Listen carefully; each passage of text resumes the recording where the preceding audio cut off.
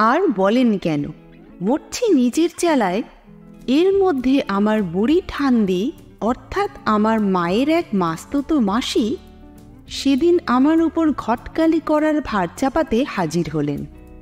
একটি নাতির মুখ না দেখে মূলে বুড়ির নাকি লজ্জায় যমরাজের সামনে গিয়ে ঘোমটা দিয়ে ঘুরতে হবে। তার ছোট নাতি কাতলা বিয়ে করবে না বলে বেঁকে বসেছে, অতএব আমাকে তার মান ভাঙিয়ে বিয়ে দেওয়া চাই। আমি 50,000 বার করে বললুম, দেখো ঠান্দি, পৃথিবীতে বিয়ের অন্যান্য সব কাজ করা যেতে পারে, কিন্তু ওই ঘটকালির ব্যাপারে শর্মা নেই। কেন নেই তার যথেষ্ট কারণ আছে। ঘটকালি 2-4টে করতে গিয়েছিল জীবনে, কিন্তু তার ফলে বছরখানেক বাড়ির বাইরে বেরোতে পারিনি। সমস্ত দোষ চাপল আমার ঘাড়ে। কন্যাপক্ষ বরপক্ষ দুদলই প্রাণ ভরে আমাকে তো গালাগাল দিলেই, উপরন্তু স্বয়ং বরেরা আমায় বাড়ির কাছ দিয়ে যেতে দেখলে লাঠি নিয়ে তাড়া করত। আর কনেরা এসব কিছু করতে না পেরে রাস্তা দিয়ে গেলেই ওই যে মুখ পোড়া পান চিবোতে চিবোতে যাচ্ছে বলে মাথায় ট্যাঙ্কের জল ঢেলে দিত। মানে যে কটার বিয়ে দিলুম তাদের কারোর সঙ্গে কারোর বনল না। প্রত্যেকেরই দেখলুম নিজের স্বামী বউ ছাড়া যেগুলি হাত ছাড়া হয়ে গেছে সেইগুলোকেই বেশি বেশি ভালো লাগতে শুরু করেছে। তাই এই সব কেলেঙ্কারির পর থেকেই আমি আর কারোর বিয়ের কথায় থাকবো না বলে প্রতিজ্ঞা করে বসেছিলুম। বুড়িকে ডেকে বলে দিলুম, মাপ করো, আমি ওতে নেই। বুড়ি নাছোড় বান্দা, নড়বে না। সে এক বেদিকিচ্ছির কাণ্ড, কেবল বলে, না দাদা, তুই ঠিক পারবি। আমি তবু বোঝাতে বলে উঠলুম, ওরে বাবা, সে যদি বিয়ে করতে রাজিও হয় তাহলেও আমি তার বিয়ে দিতে পারবো না। মেয়ে কোথায়? ভালো ভালো যে কটা মেয়ে বাংলাদেশে ছিল, হয় তারা সব সিনেমায় নেমে পড়েছে, আর নয় নিজেরাই বড়দের বড়শিতে গেঁথে বসে আছে। তোমার আদরের নাতির কোণে খুঁজতে গেলে এখন বনবাজারে গিয়ে আমায় ওত পেতে বসে থাকতে হবে। বাজার খুব মন্দা। আমার কথা শুনতে তার বয়ে যাচ্ছে, তবু সেই বকুনি, না দাদা, তোর হাতে আবার মেয়ে নেই। বলে নানা জায়গায় ঘুরে ঘুরে তুই কত মেয়ে দেখে বেড়াচ্ছিস শুনতে পাই, ওরই মধ্যে একটা দেখে শুনে কাতলার সঙ্গে আর জুড়ে দিতে পারবি না? শুনলেন কথা? দিনরাত আমি আর ঘোরবার জায়গা পেলুম না, শুধু মেয়েদের পেছন পেছন টোটো করে ঘুরছি। আমার আত্মীয় স্বজনের আমার সম্বন্ধে কি উচ্চ ধারণা একবার দেখে যান। মানে শেষ পর্যন্ত খেপিয়ে তুললে। বাধ্য হয়ে শেষে বলতে হলো, বেশ বাবা, দেখব, তুমি এখন বিদেয় হও। মনে মনে বললুম, তোমার কাতলার জন্য মৃগেল একটা খুঁজে বার করতে পারি তো ভালো, নইলে ওকে জলেই ভাসাবো। যাবার সময় খুব খুশি মনে বুড়ি চলে গেল, কিন্তু মাথার দিব্যি দিয়ে যেতে ভুলল না। বাধ্য হয়ে মশাই মেয়ে দেখা শুরু করলুম। 2-1টি পছন্দ হলো, কিন্তু কাতলা গভীর জলের মাছ, সে চট করে ঘাটে উঠে ঘাই মারবে কেন? তার বায়নাক্কা কত? 10,000 টাকা যৌতুক দিতে হবে, বিলেত পাঠাতে হবে, সেখানকার খরচ জোগাতে হবে, তবে তিনি দয়া করে রাজি হবেন। তার গুণ কি? ম্যাট্রিকটা কোনো মতে চুঁয়া ঢেকুর তুলতে তুলতে পাশ করেছেন, কোট প্যান্ট পরেন, সিগারেটের টিন নিয়ে ঘোরেন, পার্টিতে যান, বেভুল ইংরেজি বলেন, তথাকথিত অনেক সোসাইটি গার্লের পাশে হেসে হেসে দাঁড়ান, তারা একটু হাসলে মাথা ঘুরে তাদেরই ঘাড়ে হুমড়ি খেয়ে পড়েন, এবং তাদের হিলতোলা জুতোর টক্কর খেয়েই আরেকজনের পাশে সোফায় গড়িয়ে কোঁকড়কো ডাক ছাড়তে থাকেন। ইহেন রত্ন কার গলায় ঝোলাবো বলুন? ইংরেজ চলে গেছে, কিন্তু তাদের লেজের যে অংশটা এদেশে রেখে গেছে তার ঝাপটায় চক্ষু অন্ধকার। ডেকে বললুম, হ্যাঁ রে কাতলা, এক গেরস্থর একটি বেশ ভালো মেয়ে আছে, ভদ্রলোক বড় বিপন্ন, তাহলেও 1000-2 দেবে, তুই একবার মেয়েটাকে দেখ না। সে চোখ মুখ পাকিয়ে আমায় এই মানে তো সেই মানে। হোয়াট?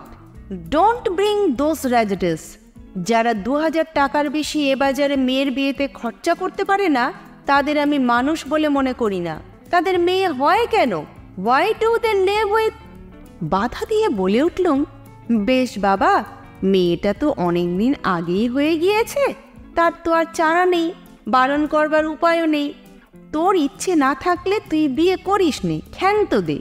তবে বাবা বাংলায় দুটো কথা বল, চেঁচাসনি।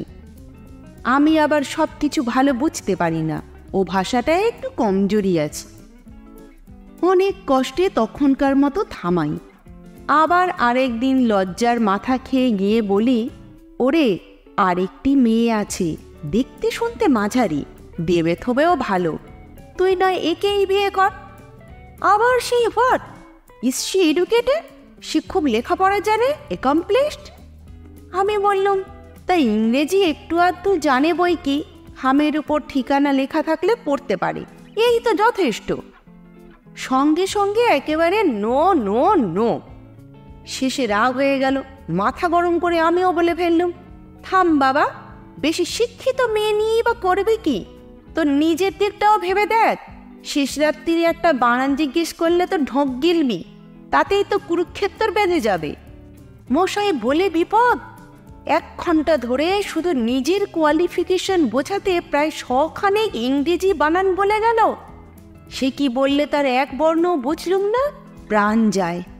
শেষে হাত জোর করে আমি বললুম, দোহাই দোহাই তোর, থাম, আমি তোর জন্য একেবারে ডিকশনারি মার্কা মেয়ে নিয়ে আসছি, কোনো ভাবনা নেই। তাই নিয়ে এলুম। সে আবার চেহারায় বলল না। আচ্ছা বলুন দেখি কি কাণ্ড। শেষে কি বলে জানেন, আমি মেম বিয়ে করব। আমি বললুম, তাকে নিয়ে তুই ঘর করতে পারবি?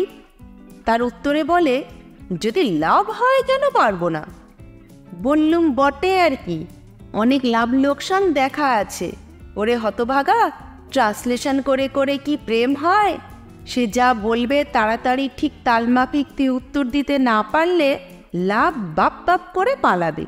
ওসব আইডিয়া মগজ থেকে সরিয়ে দেশের দিকে নজর দে। খাবে কম, খাটবে বেশি। জোর রাগ করে একটু নাক ফোলাবে কি সর্দি ঝরাবে, নয় একটু ফোঁসফাঁস করবে, আবার পরে হেঁচকি দিয়ে একটু টানলে ঘুঁটের মতো গায়ে লেপটে পড়বে। সব দিক দিয়েই সুবিধে, ভেবে দেখ। ভাবতে তার বয়ে যাচ্ছে, বরং উত্তরে বলে উঠল, ক্যারাব্যারাস। আমিও থাকতে না পেরে স্পষ্ট কথা বলে ফেললুম যে, তুই কি চিজ হে? কলকাতায় 1 কাঠা 1.5 জমির উপর নয় একটা বাড়ি আছে, আর ব্যাংকে বাবার 1000 টাকা জমা আছে, এইতে তোমারই বা অত চাল কিসের? সাহেব গড়গড় করে রেগে বেরিয়ে গেলেন। আবার মাস 2 পরে সেই ঠান্দির আগমন ও সুমধুর আপ্যায়ন।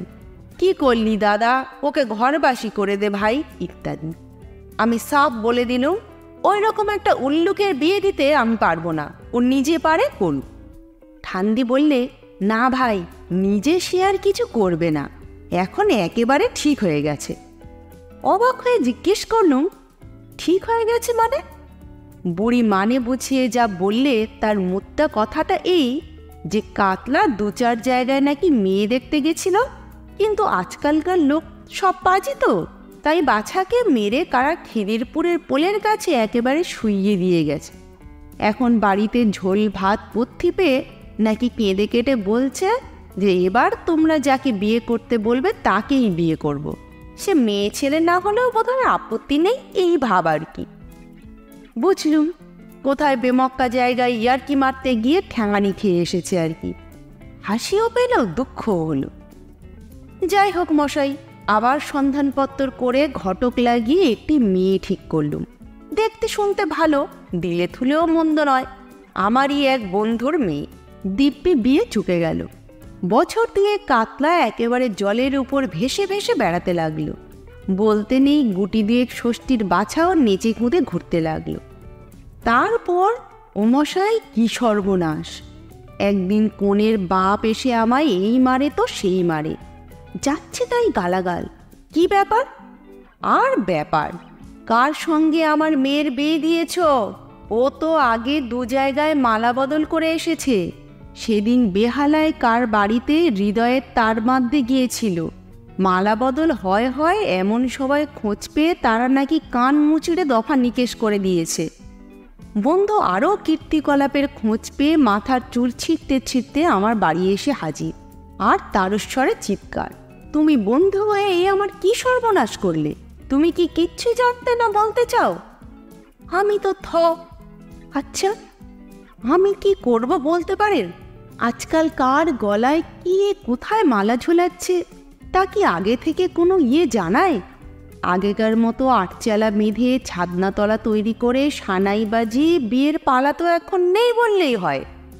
বরং দোরতালা বন্ধ করেই যা কিছু সব ব্যাপার চুকে যাচ্ছে।